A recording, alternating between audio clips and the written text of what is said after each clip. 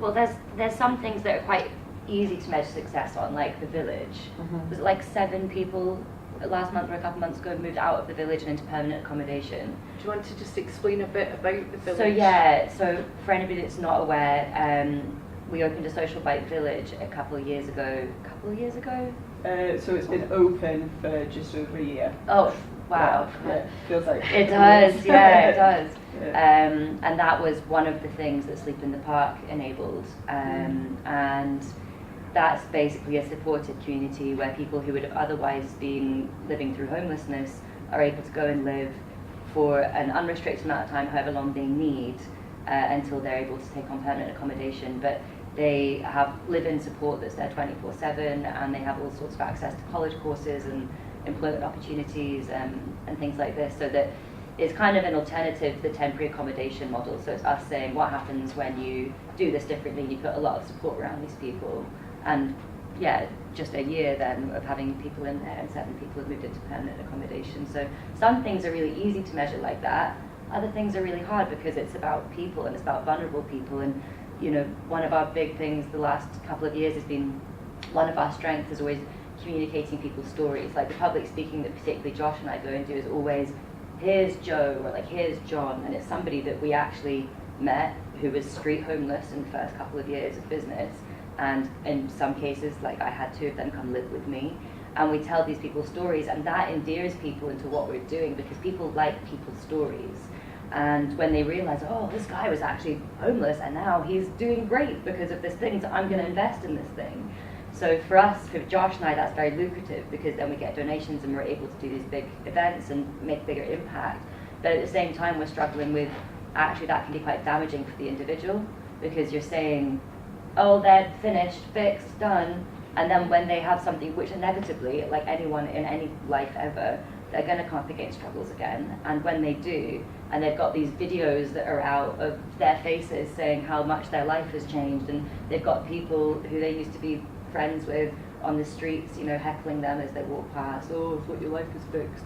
It can be very damaging for that person. So there's always this kind of difficulty with like, well, where do we kind of go, that's a success, and where do we go, we bug it up there?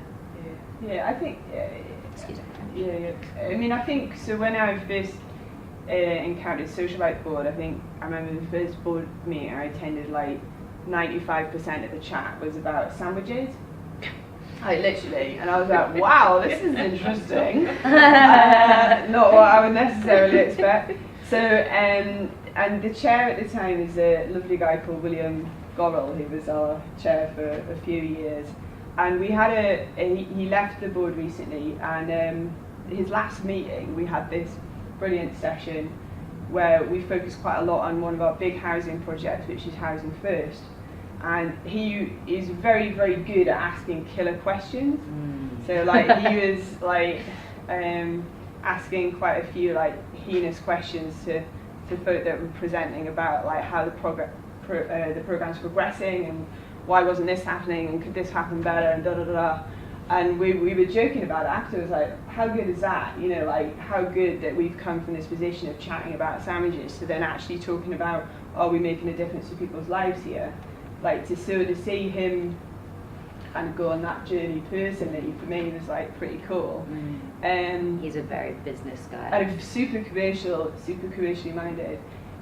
But one of the things we did about 18 months ago is we wrote our first ever strategy. So I was like, guys, you wrote our first yeah, at some point we've got to write something down and like have a plan, right? At some point. So that was like 18 months ago, and what I encouraged the board to think about was having like a sort of my version of a balanced scorecard. So we have 4 different aspects to it. So we're making a real difference. So we're not just making a difference superficially, we're making a real difference. Okay. We're also generating funds and awareness. So not just making money, but we also want awareness. It's really important for Social Bike. We're making a brilliant place to work, and we're also working smarter, not harder. Yeah, that's right. Yeah, so we have KPIs against those 4 different areas, and a small number of, I think there's like 9 objectives altogether across those areas. so that you're not, I think even as a charity board, which Socialite is, the parent charity, there's a real tendency to think, oh, the bottom line. Like even at charities, this is generally what happens.